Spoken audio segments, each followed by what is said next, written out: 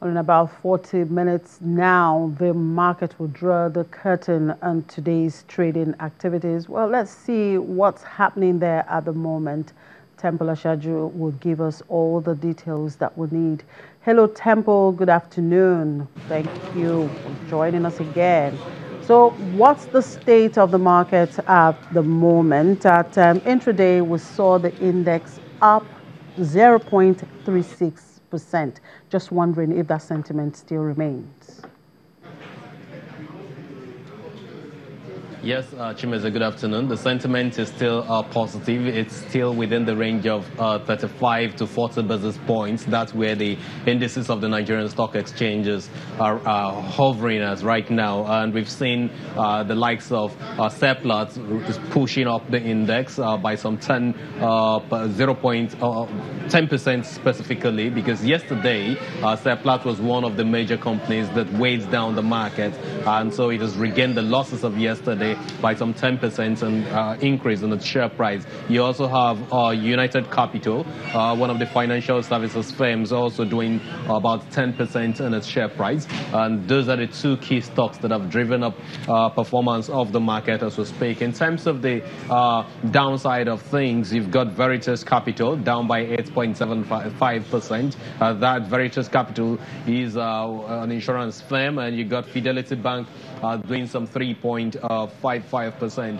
We know generally the banking sector is looking red, but if you look at a couple of names there like FCMB is currently up and is about the most actively traded company in the market. So it's up some 3.90% and has done over 102 million units of its shares traded here today in the market. And these 3-4 companies that I've mentioned that are doing well in the market right now experienced this kind of sentiment in early trades, and these were basically companies that have been on the downside, had closed in the red in the last few sessions of the market. But then today we've seen buy interest of some investors, most likely some domestic investors on these companies, and basically that's what we have right now in the market. Chimeze, in terms of what FCMB is doing by performance, it represents about 90%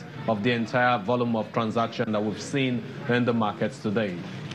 Well, it's the last trading day for the week. Can you do a quick wrap-up of the week? During the week, we saw the DMO present the facts behind the Sukuk. So what has the week been like, and what is the outlook? I think that particular Sukuk, Ijara Sukuk as the case may be, or what some 100 billion naira, which the federal government is trying to raise through via this non-interest finance structure, is something that will pan out well for the federal government and, of course, for the participating institutions on that particular deal. This is because yesterday what the team that made a presentation on the offer talked about shows that investors are really interested in it. We understand that there are some institutional investors who have interest. Of course, it is also open to the retail investors. Like we once said on this program, retirees are really interested in it, and those that have some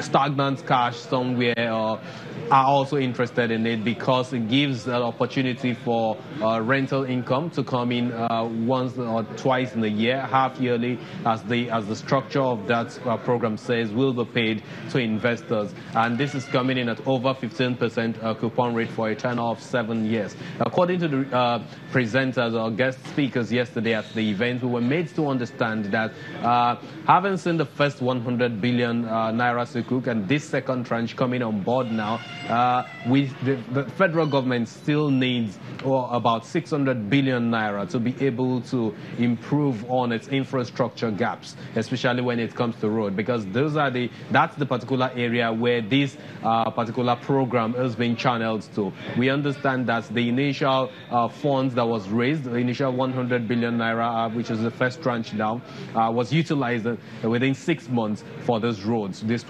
were 25 roads that fund was earmarked for, and we understand that these roads, which spread across the 6 geopolitical zones of this country, had experienced some kind of improvement with that particular amount. So with this coming on board as well, we understand that some of those roads we also get a facelift.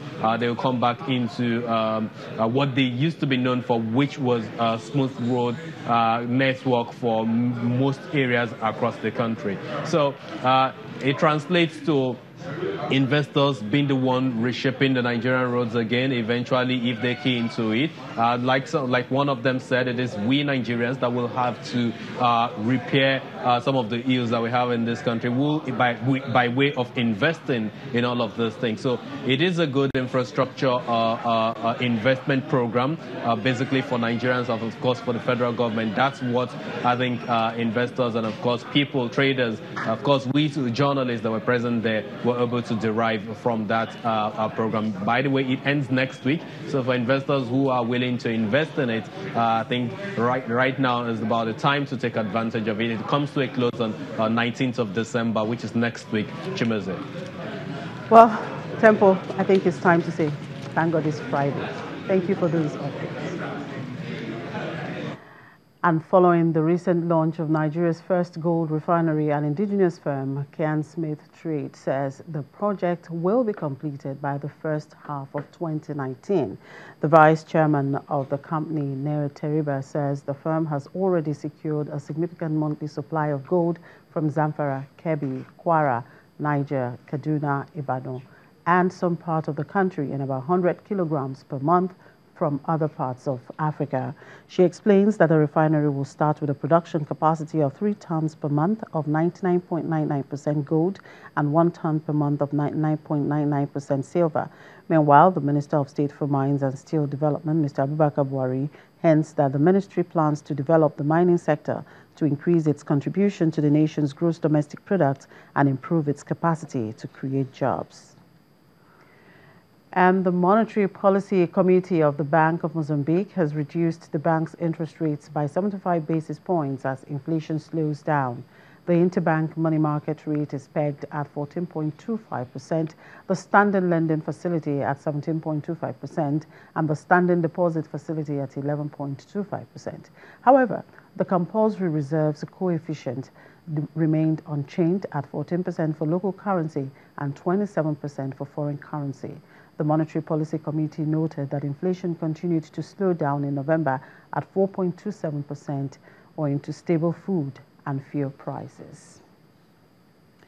And that's a wrap on today's edition of the program, and of course for the week. Thank you very much for being part of it. And enjoy the rest of the weekend. I'm Chimeze Obi Iwabu.